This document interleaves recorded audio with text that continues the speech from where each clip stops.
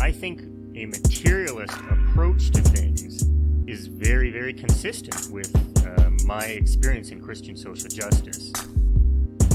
I feel like the deeper I get into anarchist practice, the deeper my faith is getting at the same time. I would hope that securing means of life for all would be something all people of faith would say, oh yes, that's at the basis of what we believe.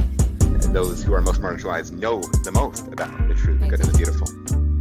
To me, it's less that I think building class solidarity is a bad thing, as much as it seems like if you don't attend to things like anti-Black racism, that's always going to get in the way of building class solidarity, actually. And when you go back, you find that a lot of revolutionary grassroots participatory movements, the precursors to what you could call the barrio assemblies and these grassroots neighborhood organizations, a lot of these were sponsored by the church. What does it mean to say that the Christian tradition is internally contradictory and there are antagonisms there and you're always being faithful to some aspects and betraying other aspects? Welcome to the Magnificast, a podcast about Christianity and leftist politics. I'm Matt Bernico. And I'm Dean Detloff. This week on the show, we're talking with Jim Hodgson, who longtime listeners of the show will recognize pretty quickly if you've never heard him before. Jim is someone that we often call up when something happens in Latin America that we want to know more about. He'll tell you more about himself in a moment, but one thing that you should know is we wanted to talk to him about the elections in Venezuela, and in particular, Jim has had an interesting history with that country. He was an election observer a couple of times, most recently in the controversial elections that gave Nicolas Maduro the presidency and kicked off all kinds of imperialist stuff around the world. So you can look forward to that. Yeah, it's a really cool conversation that we have with Jim. Every time we have him on, I learn so much, and this time is no exception. So buckle in, get ready to learn about the elections in Venezuela, and then for the larger, more philosophical conversation about Venezuela, the revolutionary situation there, and religion there. So it's pretty cool. Let's go to the interview.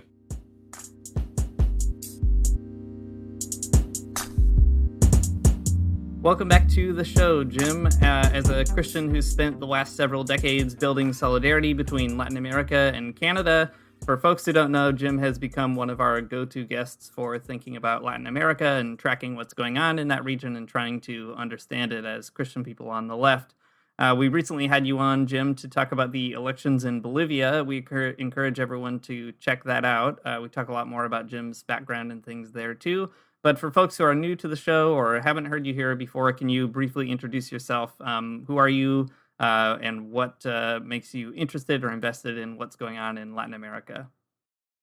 Thanks, Dean and Matt. It's really great to be back with you both today on the Magnificast. And I really appreciate the chance to think more deeply with you about what's going on in Latin America, but then especially through that lens of Christian possibility, I guess, what we hope for, what we dream of in terms of potential change that improves the lives of people, not just in Latin America and the Caribbean, but everywhere.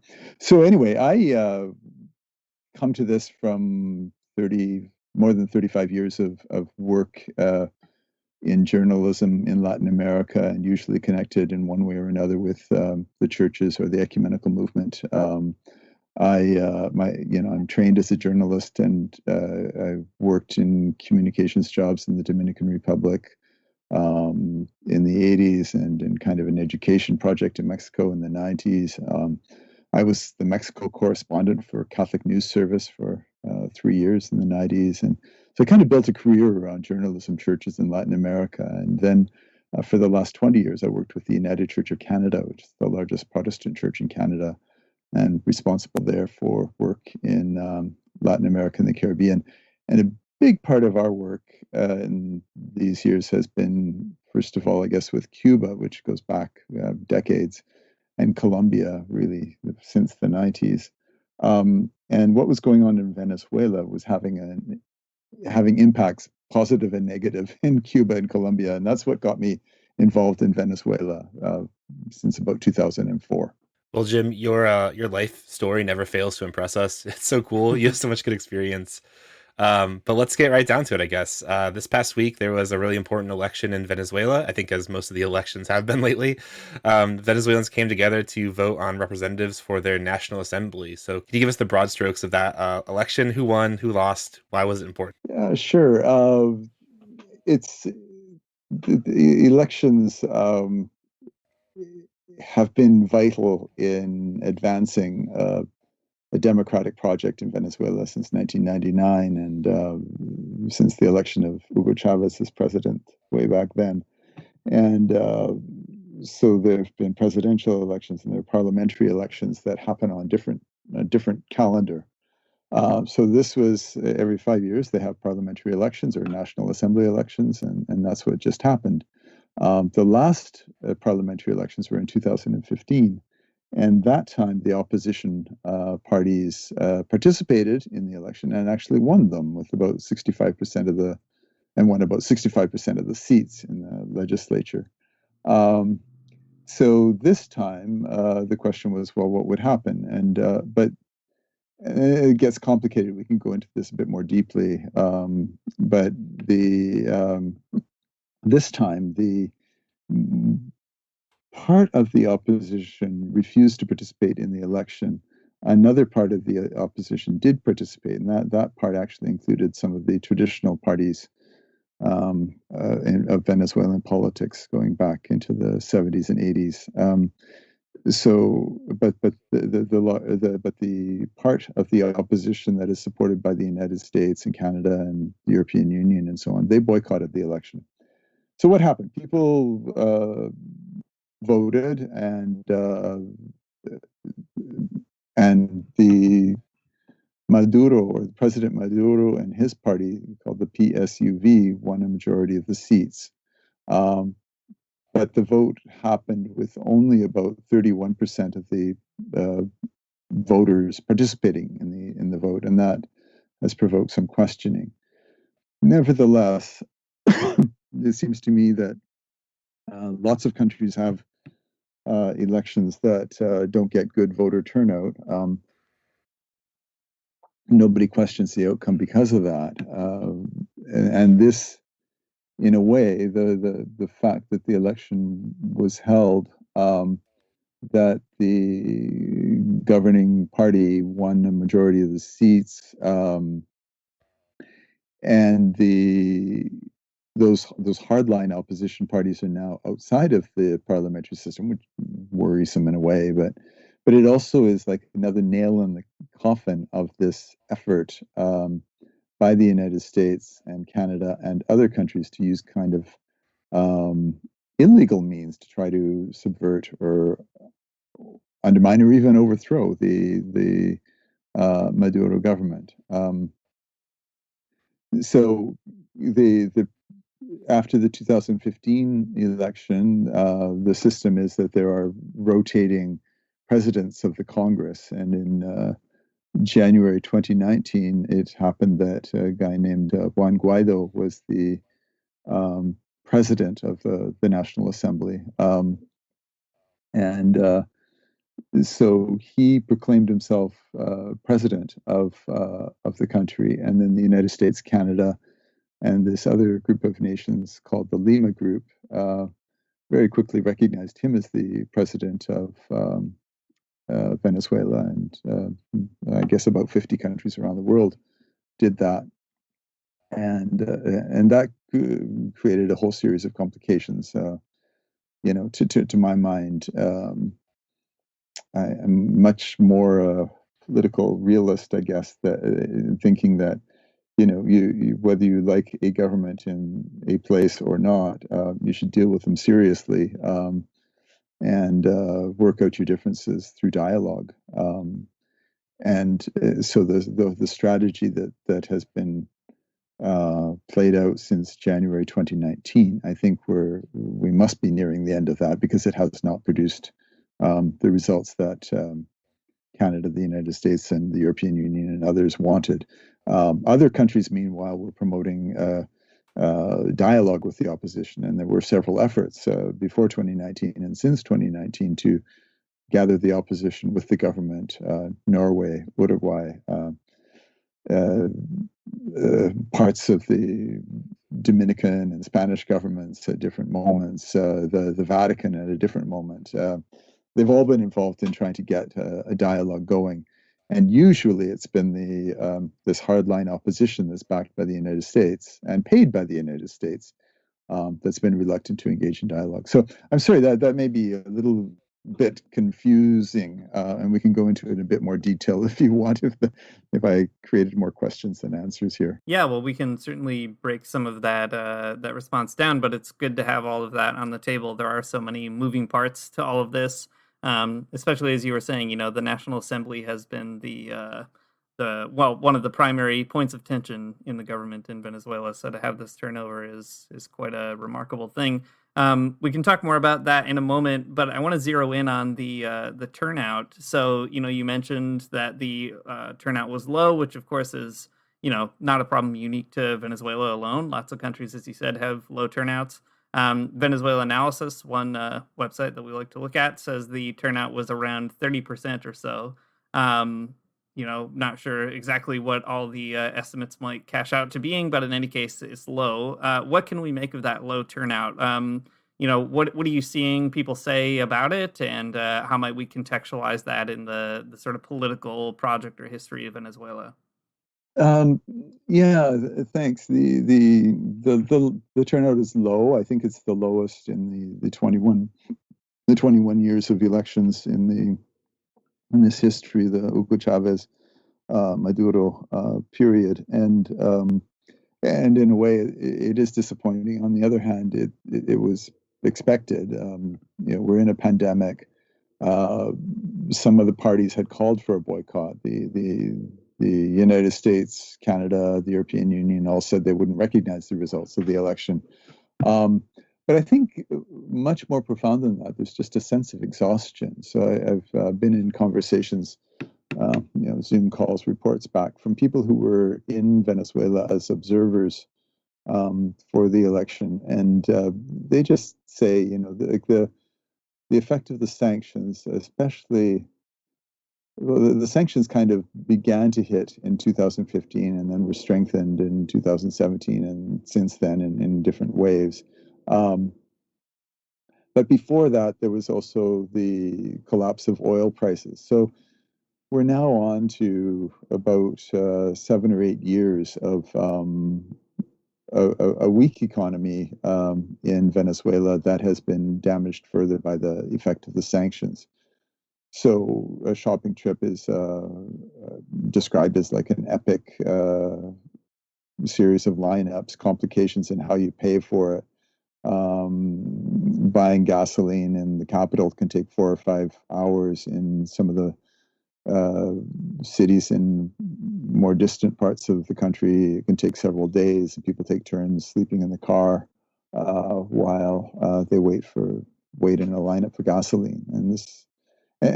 So pandemic, boycott, exhaustion, those are factors in the low turnout. It's hard to maintain enthusiasm in the face of all of that, and we know from the past what damaging an economy can do to a revolutionary process. Chile before the coup in 1973 was assaulted by strikes, organized not by the workers but by the companies. Nicaragua in the 80s was afflicted by that war and isolation and an economic boycott. And when the election finally happened the second election finally happened in 1990, the Sandinistas lost. So the effect of external factors, the sanctions, is quite dramatic. It's hard to get almost anything now. The government has done a better job on food security in the past few years, basically because they had no alternative. They couldn't import things from other places. And so there are all kinds of growing projects and so on. But it's hard to get what you need to keep going. And of course, so a poor election turnout isn't the only symptom of the weakened economy. And before the pandemic, anyway, many people were leaving Venezuela for other countries in hope of something better. Since the pandemic, some have returned because the possibilities in Colombia or Ecuador have diminished as well, and there's frankly better attention to healthcare in Venezuela than in some of the other countries around. So like all of those things play out together. Eventually in the conversation, I kind of want to get around to a bit more of a philosophical look at what it takes to keep people engaged in a revolutionary process. It's something that we talked a bit about Marta Harnecker and Hugo Chavez and some of their visions, and so we'll come around to that in a bit. But just I think we have to be honest and say it's really hard in Venezuela right now, and it's hard for those who support a process of revolutionary change to keep up the enthusiasm of people when it's just become so hard at the material level to get what you need to live well. I think that's a really helpful explanation of just like what's happening. I mean, I think people that are paying attention, at least on the left in the US and Canada, they know about the sanctions and stuff like that. But to explain it in that way, to kind of like connect all of these problems together and think about how they might hamper voter turnout or anything like that is just a really helpful explanation. It sort of gives us a more holistic look at what might be happening. Before we do move on to the more philosophical discussion, something that's like worth noting is that a lot of the opposition parties process of the election, and I know this might sound like kind of naive at this point, but maybe it'll be a fruitful jumping off point for discussion. Like you mentioned, there are groups, parties, candidates who just decided that they were going to boycott the election. Like what's that about? What's happening? Like how would you explain that to somebody who might not know? One of the factors maybe that played out in favor of Chavez and Maduro has been the division in the opposition over 20 odd years. That it's really hard to get them to work. It's really hard even for the United States to get them to work together. So the differeces are ideological or partisan, egotistical. There's also a sector of the opposition that, quite frankly, takes money from the United States, Guaido himself, and there's another sector of the opposition that I think really wants what's best for the Venezuelan people. They don't agree with the Chavez-Maduro process, but they might be neoliberal capitalists, but they think that the better way to bring about change is by participating in dialogues and in democratic processes. So those parties participate.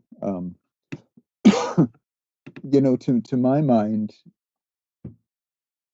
you don't.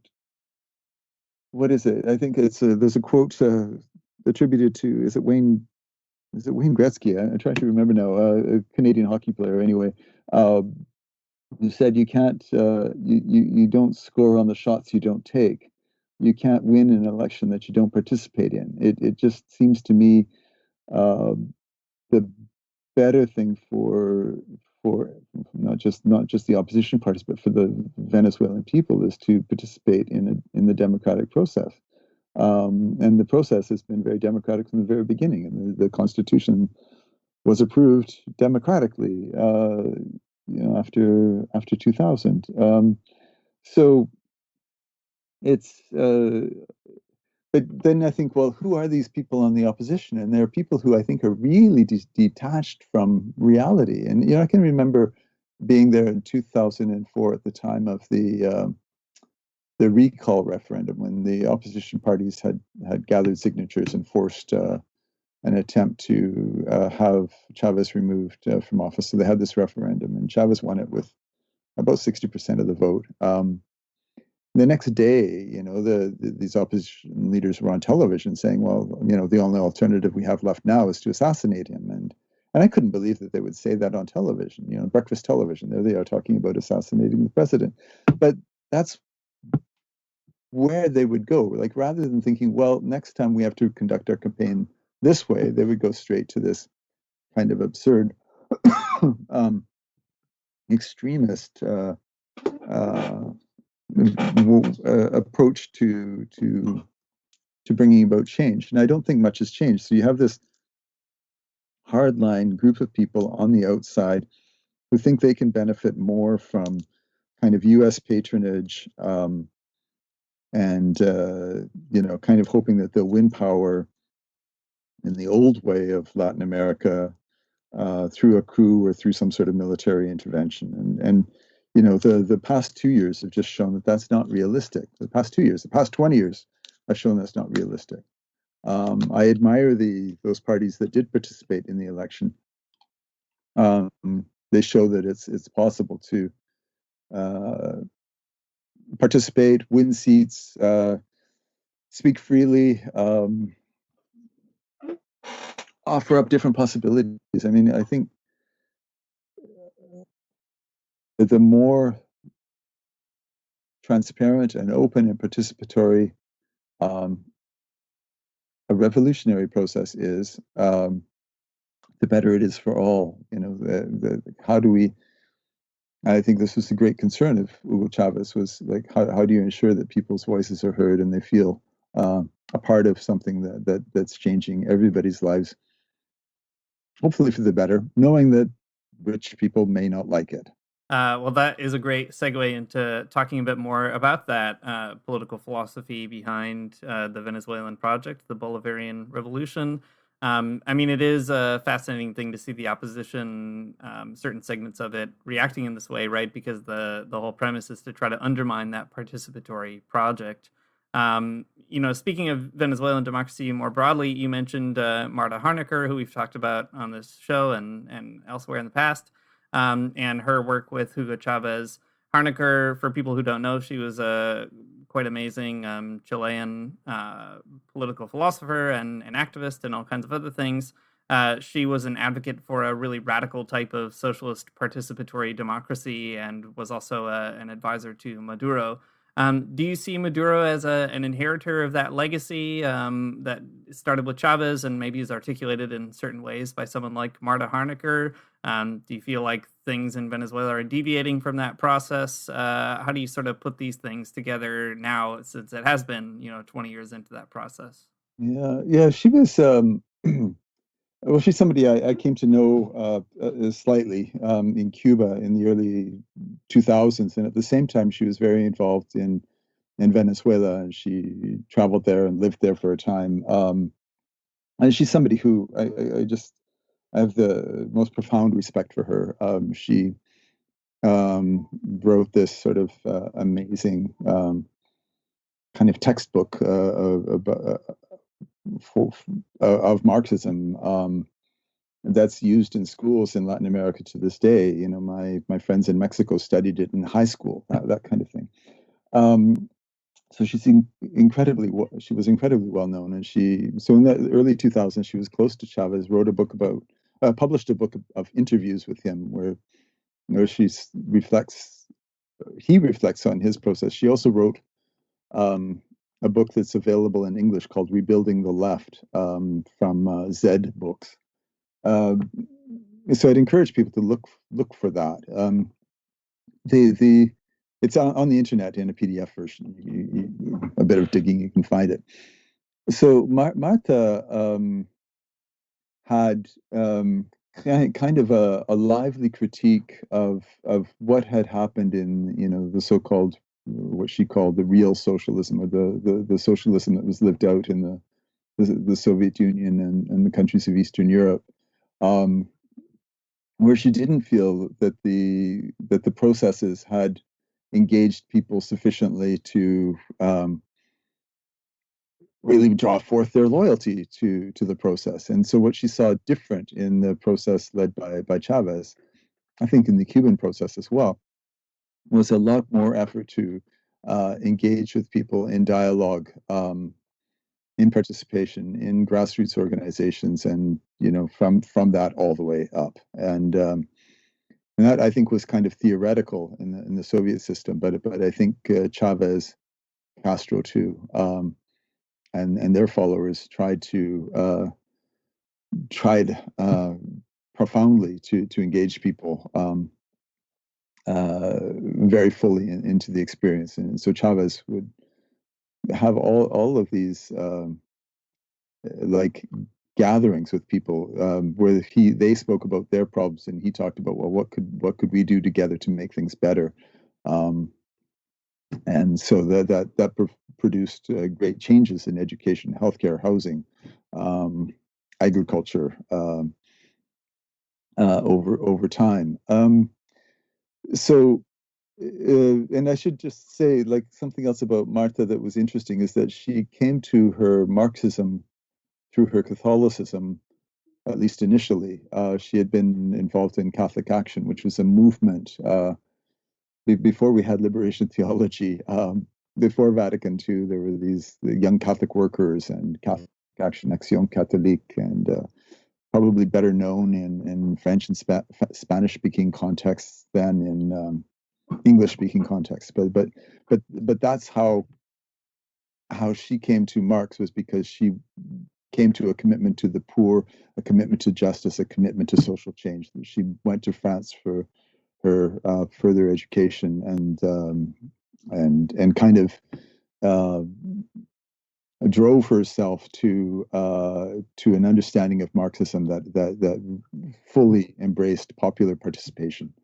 And so your question is kind of, well, what would she make of Maduro now? Marta, by the way, died in Vancouver just over a year ago from cancer, and her loss is a tragic one, because she was active right up to the weeks before she died in questioning everything, and questioning our orthodoxies on a variety of issues through a series of emails and reflections and essays. So coming back to Maduro, what would she make of him? Well, she probably, I guess I share this too. Maduro isn't the kind of Chavez had this ease about him, this engaging way of just talking about anything with anybody in any place. And Maduro is a bit more cautious than that. He's a bit more introverted, and so he doesn't have that kind of engagement, the feeling with the people that Chavez had, but he comes to the work from his experience as a labor leader in the Transportation Workers Union, his experience as a bus driver. He brings all of that and a passion for improving the situation of the people who were locked out of power for too long. So I think Marta would appreciate where Maduro is coming from, but still that process of building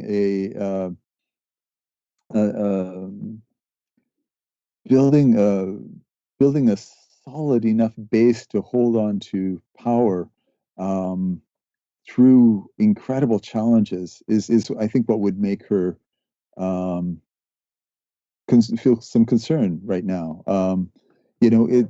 I said before, the sanctions and everything else have been incredibly hard on people, and so how do you work in a way that engages people in trying to find common solutions, and in the face of all that exhaustion, and in the face of the lineups, in the face of just not quite enough food and all the rest of it, an economic system that's clearly deteriorated. So the people need to be. Martha would say that the people need to feel they are part of the construction of something new. I think that's at some risk right now, just because of the economic situation, and when you get 30% of the people out to vote, that's just maybe not a strong enough defense of the Bolivarian process, even if it's sufficient according to the Constitution. Mm. Yeah, that all makes sense. I remember in one essay, I couldn't tell you which one right now, but Marta Harnacker says that part of the thing that you need to do when you're in a revolutionary process is make sure that it's irreversible. Yeah. And I mean, I don't know, it's always a little bit tricky, right? It's always irreversible until it is reversible. But at least for right now, it seems like you said, Maduro is holding onto power in a way that is, pretty open, but like you said, yeah, it could always be more so. That's the other part of Harnacker's work, is the participatory planning kind of angle, and I think that is it's a good note. Well, I mean, kind of on that point, Maduro has said that he really hopes that the National Assembly, moving forward, will adopt a posture of dialogue. Mm-hmm. And dialogue is one of those big words that people, even like Pope Francis, really like and have been suggesting as a way forward. And I think it's a pretty good word, especially for Venezuela. So what are the opportunities and the challenges for that kind of dialogue taking place in this situation? Well, it's going to take a new push. And in a way, some of it depends on how we in Canada and the United States relate to our governments. I mean, I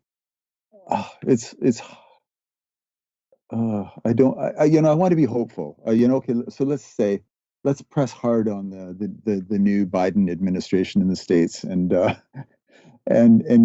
try to make a change happen for the good of everyone. It's like struggling against imperialism shouldn't just be the task of Venezuelans and Cubans. It has to be the task of people in the United States and Canada too.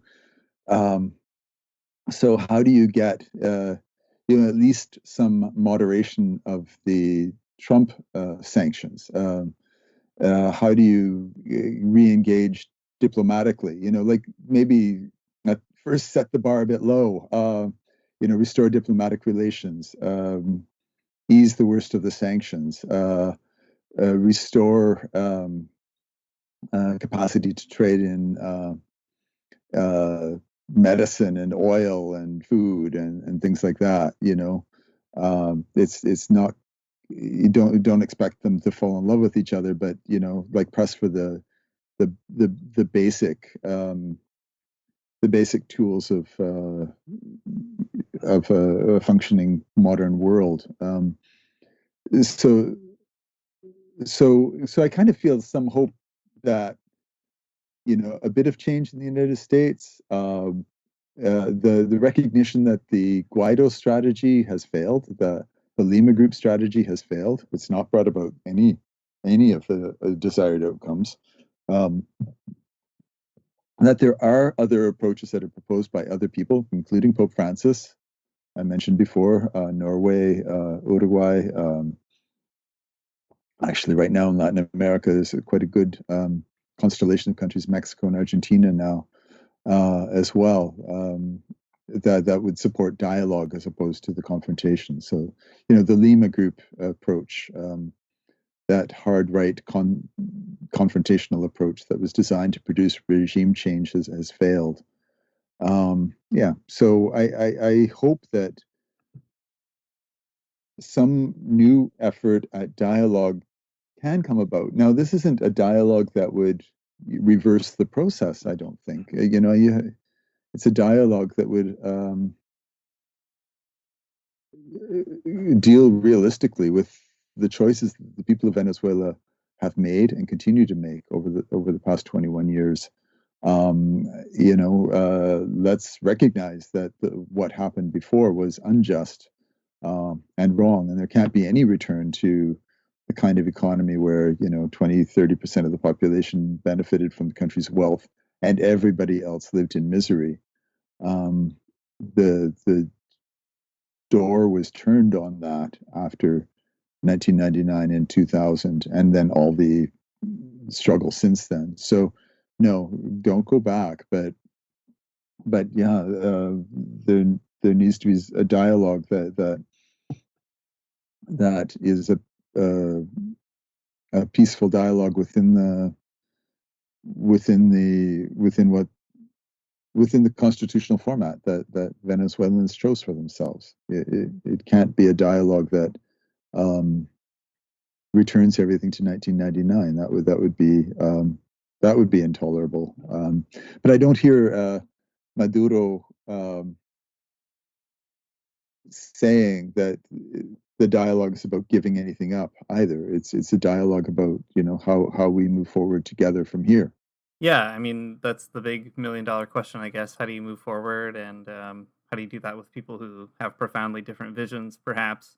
But one thing that I think you are uniquely skilled at helping us figure out too is the composition of progressive Christianity in Venezuela, and perhaps what role it plays in this dialogue and in the participatory process. The Catholic bishops are famously opposed to Maduro, but there are a handful of outspoken priests who have been supporters of Chavez and Maduro. What does liberation theology look like in Venezuela? What do sort of Christians in Venezuela or Latin America seem to think about that Chavista experiment? And maybe too, noting this Catholic opposition to Maduro is so fascinating, since Maduro himself has a certain openness about faith and Christianity, and so did Chavez. So maybe you can help us figure out what's going on there. Yeah, I think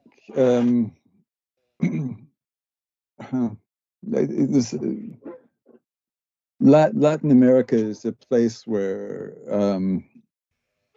Christianity kind of enlivens in everything. You just my friends who are atheists in Latin America are very Catholic atheists, and religion is part of life. You live it, you breathe it. It's in every plaza. It's in every conversation. It's in your family relationships. It's in how you think about life and death, whether you wish it were otherwise or not. So in Venezuela, so I think one thing that happened, I guess, since the Cuban Revolution in the 60s, which kind of, at least initially, followed the Soviet model of kind of antipathy towards organized religion. The religious movements since then have to some degree or other, embraced the Christianity, the Christian faith of their people from the Nicaraguan Revolution on forward. And so that was very lively in the style of Chavez and Maduro as well. And they kind of, both of them kind of come from Catholic spaces, but embrace that charismatic or Pentecostal style of worship that lots of Christians in Latin America embrace. So there's a couple of things here. One is like the Catholic bishops in Venezuela come from a certain class, and there's a kind of a class divide between bishops and the faithful, and this was true in Nicaragua in the 80s as well. The bishops tended to oppose the social change, the revolutionary change, and the faithful overwhelmingly supported it. Especially the less material resources that people had, the more they supported those revolutionary processes. So, and that's a problem throughout Latin America. The people get to be bishops because of who they were or who their families were, and very often their brother is a politician or another brother is a general, and so there's this class thing that goes on between bishops and other people, including many priests. So that was true in Venezuela, and it's still true. And so at another level in Venezuela, you have a variety of ecumenical organizations that have been around for years, and I'll mention two of them that were, kind of one way or another tied to liberation theology. In different moments. So Funda Latin is the Latin American Foundation for Human Rights and Social Development, Funda Latin, and it's a very good organization, pro Chavez. It's rooted in 40 years of class struggle. It's the head of it is a Roman Catholic religious woman. It's kind of among other things a think tank. It's one of the spaces where Christians have come together to analyze and publish the impacts as they see them of the sanctions. For me, a tremendous ally. There's another organization that's also really interesting called Acción Ecuménica, or Ecumenical Action, which I knew from a distance in the 80s and 90s. They had good publications. They might be maybe a bit more classic liberal middle class. They're pretty good on some issues, gender justice, LGBT rights, people living with HIV and AIDS, but they've tended to be more anti-Chavista, or suspicious of the Chavez process. I've been in the same room with both organizations, and they're polite to each other, Funda Latin and Acción Ecuménica. They're kind of a good model for the future, like how people who have different readings on the situation in Venezuela can talk to each other across differences. And they're pretty deep differences, but they do talk to each other. And they both have roots in that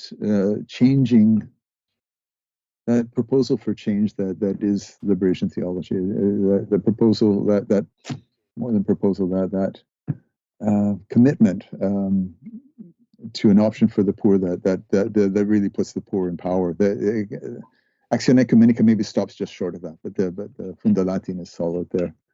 I wanted to mention as well the Pentecostal churches. For those of us in North America, we kind of tend, and this is maybe unfair even here, to lump Pentecostals together with more conservative evangelicals in our midst, and this may be more a problem among white churches than among Latino churches or Afro-American churches. But anyway, so for me, when I started to get to know Pentecostals in Venezuela, Peru, and a few other places, I encountered these people who had a Pentecostal style of worship, but their political commitments, their social commitments were solidly on the left. Their commitment to inclusion of LGBT people is clear. The commitment to education is clear. They're different from the model of Pentecostals we have here. So there's a group in Venezuela called the Union of Evangelical Pentecostals of Venezuela, the UEPV, and they're on the Pentecostal side, the group that I know best. And I came to know them through the work of two American denominations, the United Church of Christ and the Christian Church, Disciples of Christ. And those two churches have a common board of global mission. And so they've had this long-standing relationship with the Pentecostal Union in Venezuela. And so so the United Church of Canada, where I was working these past 20 years, entered into a full communion agreement with those two U.S. denominations. And through that, we've kind of gotten closer to some of their partners, and so including the Evangelical Pentecostals of Venezuela. It's just, to me, it's been refreshing to meet Pentecostals in Latin America who are progressive across a really wide range of issues. So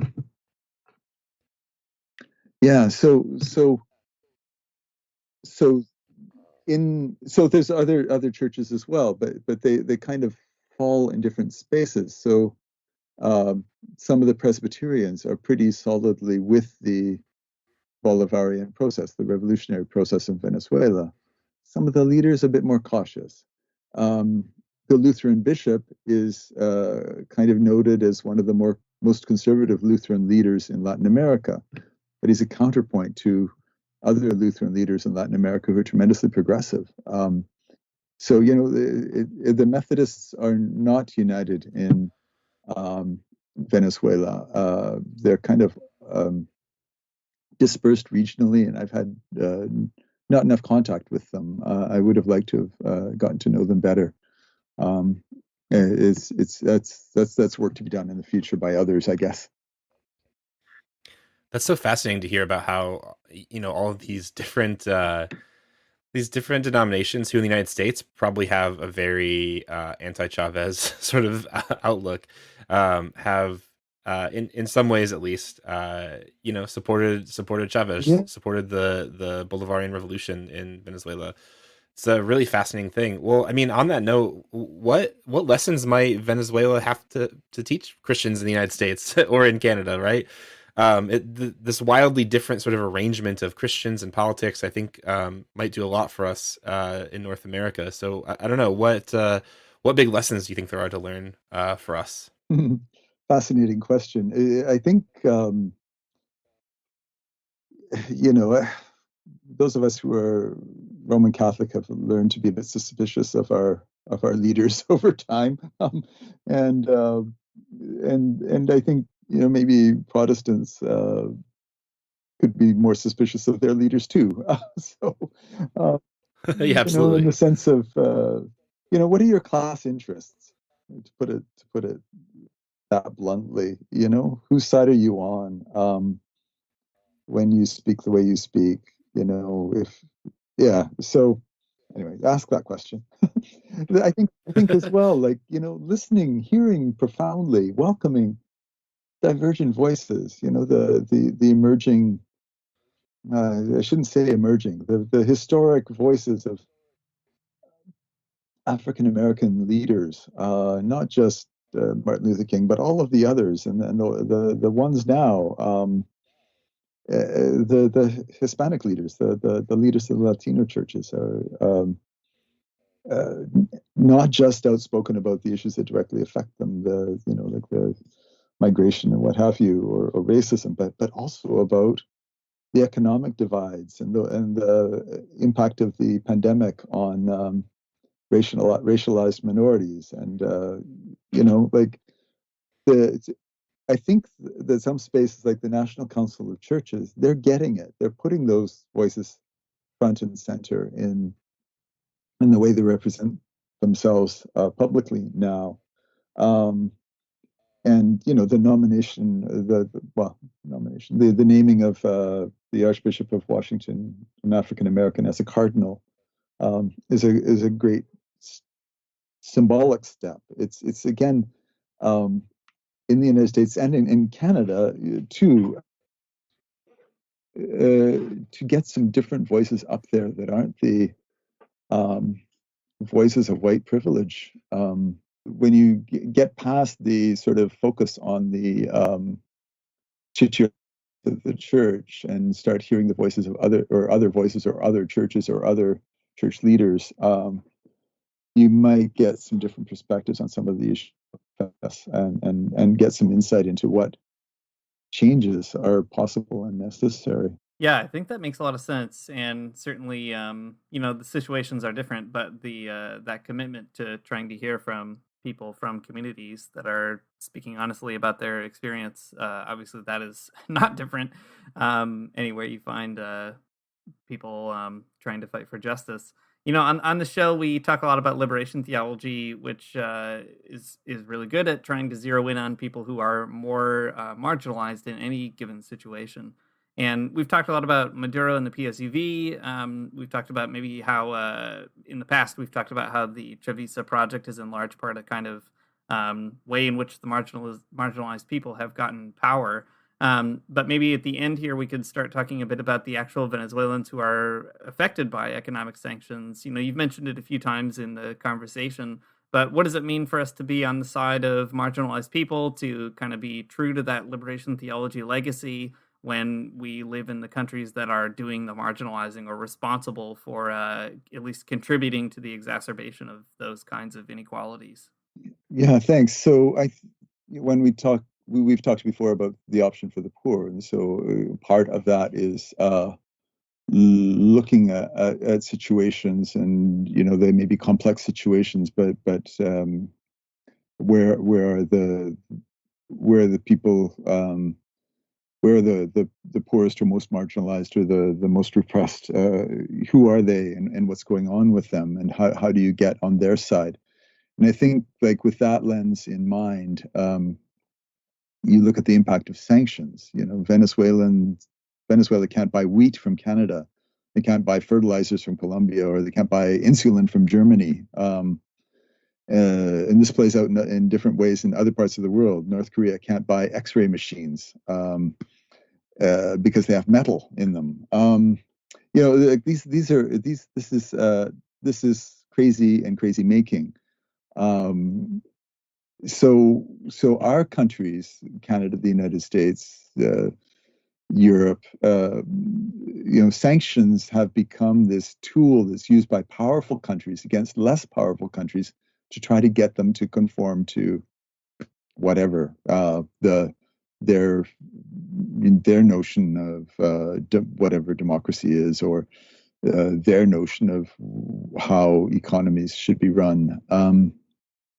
So to me, when I think about Venezuela and what the sanctions are doing to people, it makes me come back to the policies that are driven from here. So one of the things we started doing from the United Church was just to work with others on the impact of sanctions. And it was interesting. I'll be pretty transparent here.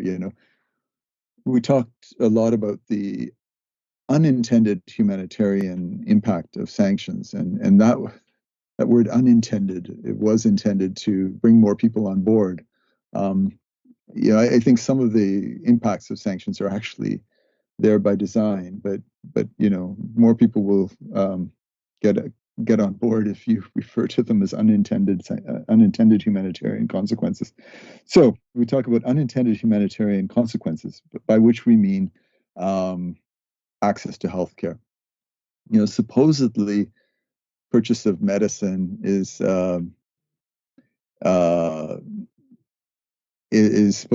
supposedly purchasing medicine is exempt from sanctions, and food is exempt from sanctions. But the problem is that when you try to buy your insulin from Germany or wheat from Canada, first of all, the banks won't handle the money. Because the U.S. runs this international SWIFT banking system, the banks will not transfer the money necessary to pay for the medicine. For wheat from Canada, no shipping company will take the wheat. Even though wheat explicitly is not prohibited, is not sanctioned, but no shipping company will take it there.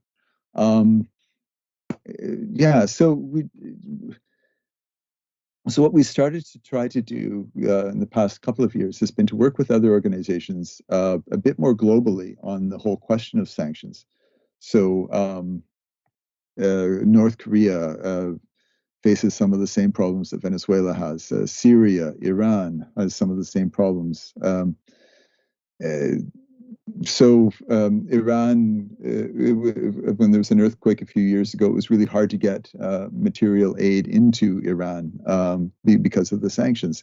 So those kinds of things shouldn't happen, but those are like political policy pressure points that we can make. And so together with our church colleagues in the States, we will press the new Biden administration, and the Canadian government will continue to press on the sanctions question, not just around Venezuela, but North Korea, Iran as well. There a lot of noise is also made about humanitarian aid, and supposedly Venezuela prohibits humanitarian aid from entering, and that's just not true. But the point is, you can't use humanitarian aid to subvert the democratically elected government. And that's what the U.S. government was trying to do in January 2019 when they tried to force stuff across bridges from Colombia to Venezuela. So the way you deliver aid in Venezuela or anywhere else is by working with the government. I mean, it would be the same right now in Central America, in Honduras and Nicaragua in the wake of the hurricanes. You work with the governments and the NGOs in a transparent way. And that's all that Venezuela has been asking for, is work with us. Don't subvert us. Don't go behind our backs. But to make that possible, you need diplomatic relations. And that's what Canada and the United States are lacking right now. So everything we can do to get back on track with diplomatic relations, responsible humanitarian aid, ending the sanctions, all of those things will demonstrate that we really do care about the poorest and most marginalized people in Venezuela and elsewhere. North Korea, Iran. I think it's such a helpful thing to draw out sort of the absurdity of those sanctions and just like how absolutely terrible they are. I don't know. I mean, like once you start getting into it and you just realize that there are a handful of countries around the United States, and there's a handful of countries around the world that the United States will just like not touch and prohibit other people from touching. It just seems like the most absurd thing ever. Like it's so obviously and brazenly politically motivated violence against another country to not let them trade or even receive, they can't buy wheat. It's crazy. It's ridiculous. It's and to even flip it the other way, to mean maybe to explicate how weird it all is, right? Like the United States has historically rejected like Cuban doctors who want to come do humanitarian missions, right? And like Cuba didn't just force them in. That wasn't the plan, and the United States thinks that the rules apply differently to them for some reason. Well, I mean, because they have massive military force, but still, it just goes to show, I guess, how I think absurd the whole thing is. Yeah. So and I think about Venezuela. There's a whole bunch of opportunities there for, kind of on the like, it really is like basic stuff. Do the basic stuff right. End the sanctions. Restore diplomatic relations, engage in dialogue, like just basic stuff, do that. Beyond that, I think those of us who have a commitment to profound social change in Latin America and around the world can draw some lessons from Venezuela about, how to transform a health system so that it benefits the poor, first of all. How to provide public housing for, almost a third of the population now. Public housing, new houses for almost a third of the population. So some stuff that Venezuela has shown they can do, that you can do on a mass scale, that are lessons for those of us in the north. Like, Toronto right now with our tent cities in the midst of a pandemic and with winter coming on. It's we can do this better, all of us. Yeah, well, that is a great note to end on, I think. Venezuela should, I hope, prick our consciences elsewhere, both in terms of building solidarity, but also building our own societies differently and looking for the poor where we live and trying to find new experiments, political ways of doing things differently. Jim, it's always good to have you on the show. I'm sure we'll find another opportunity to have you on again soon.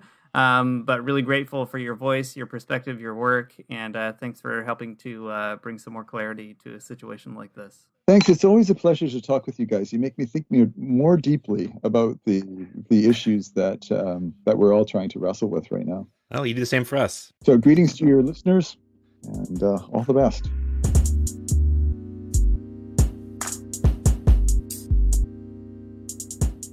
Thanks for listening to the Magnificast. If you like what you heard, you can support us on Patreon at patreon.com/the Magnificast. You can find us on Twitter at the Magnificast. You can email us at themagnificast@gmail.com. Let's see, what else? Our music is by Amaria Armstrong. Our outro is by the Illogical Spoon. And we'll see you next week.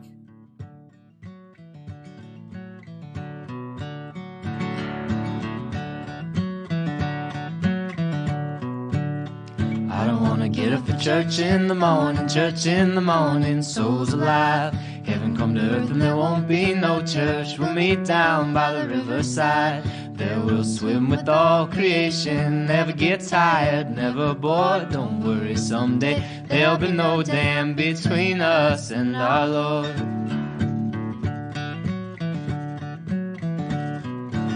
Jackson, you keep your hoods up. You keep your hoods up and you stay up late. In Jackson, you keep your hoods up. Well, you keep your hoods up.